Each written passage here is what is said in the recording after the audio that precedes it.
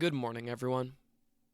It is Professor Ananka, and today we are going to be reading the case file for SCP-010, the Callers of Control. Object Class: Safe. Special Containment Procedures.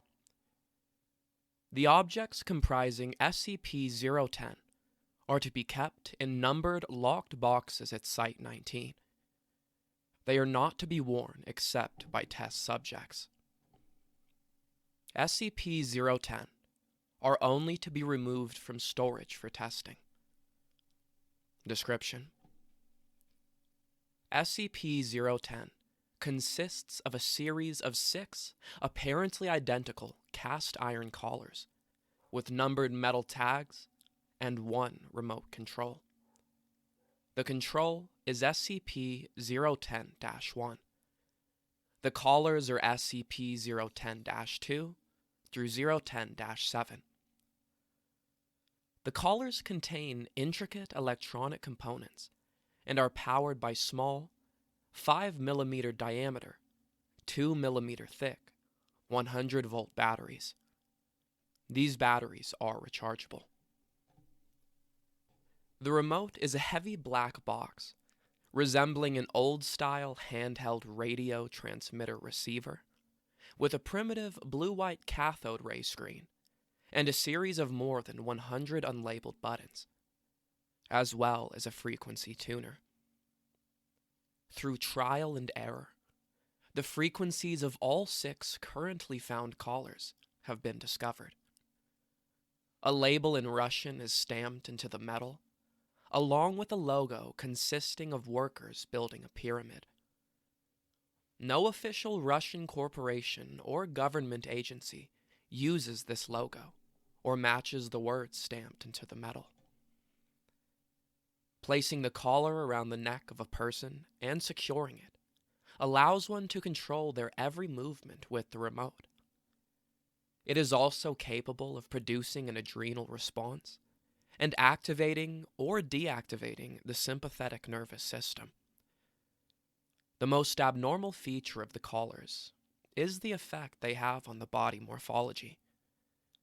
They allow the user of the remote to reconfigure the shape of the victim to an extent that is apparently only limited by the knowledge of the programming language of the remote.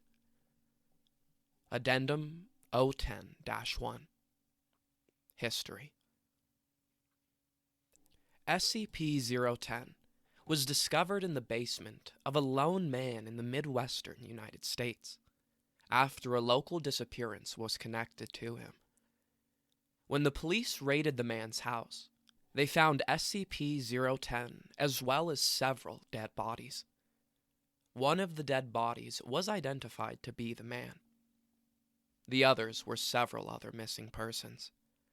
Cause of death seems to be mass suicide. However, there were signs of significant struggle first. Addendum 010-2.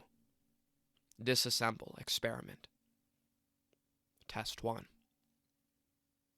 SCP-010-2 taken apart piecewise, the parts labeled and several photographs taken, then reassembled. Result: after reassembly, SCP-010-2 continues to function.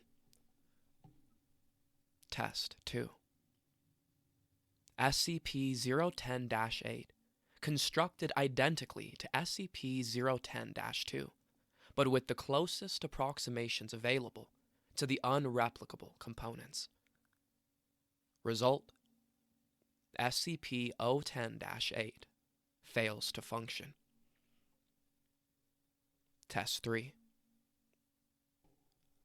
Unreplicable components from SCP-010-2 placed into proper locations on SCP-010-8.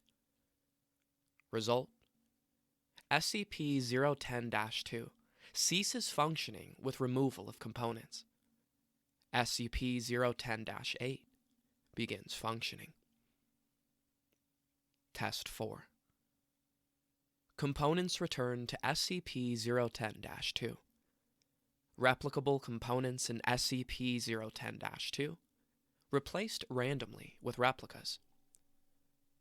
Result: SCP-010-2 begins functioning with return of components. Changing replicable components for replicas does not significantly reduce functionality. Replacement of a damaged transistor decreased time from transmission to effect of SCP-010-2 response to commands entered in the remote by 12%. Addendum 010-3.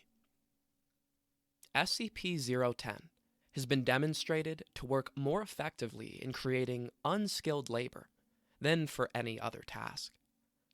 The logo is APT, Dr. Redacted.